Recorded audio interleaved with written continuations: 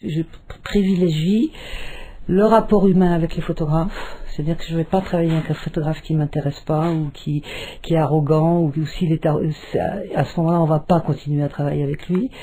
Je privilégie le rapport avec le photographe et la qualité de son travail. Donc je pense que c'est ça, si vous voulez, c'est toujours privilégier le photographe avant tout. Ma mère était photographe, mon mari était photographe, j'étais vraiment intéressée par le photojournalisme. J'avais un mari qui avait été photographe à live pendant très longtemps et qui avait plus de boulot, quoi, et qui comprenait pas pourquoi je m'occupais des autres et pas de lui.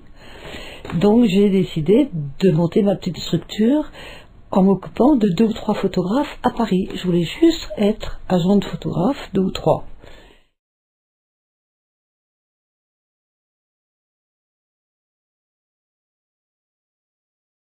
Je suis tombée par hasard au moment où Contact cherchait quelqu'un pour les représenter à Paris. J'ai commencé à m'occuper des Burnett, des Reininger, des Fournier, des Kirkland et tous ces gens-là, et c'était passionnant.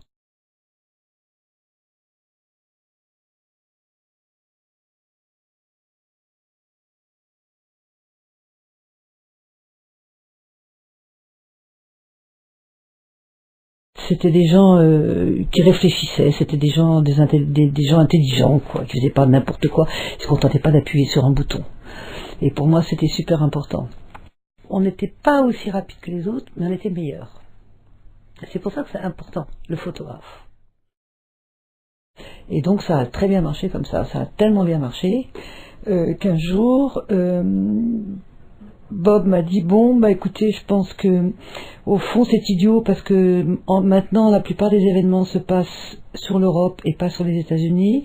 Je crois qu'au fond on va ouvrir un bureau à Paris.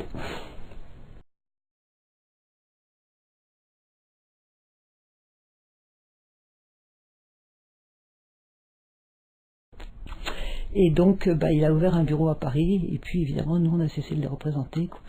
Donc là on a commencé à travailler plus avec les photographes français qui avaient besoin de nous pour la diffusion. Donc on n'a pas été des producteurs, on a été plutôt des diffuseurs.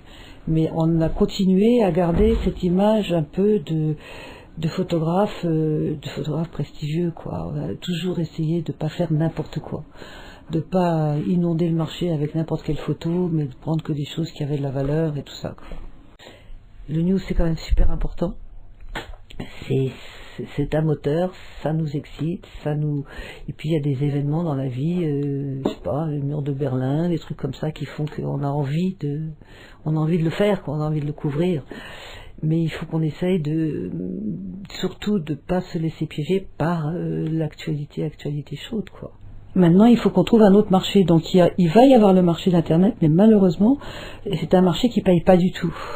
Donc il y a toute une période là, je ne sais pas si un jour ça évoluera, mais il y a toute une période, il faut qu'on se rende compte que les photographes ont beaucoup de mal à produire des histoires, ou les agences, parce que ça devient trop cher par rapport à l'utilisation qui sera faite après, quoi. Et que c'est souvent pas rentable. Et ça, à mon avis, c'est un vrai problème, parce que c'est dommage de se priver de l'information, quoi.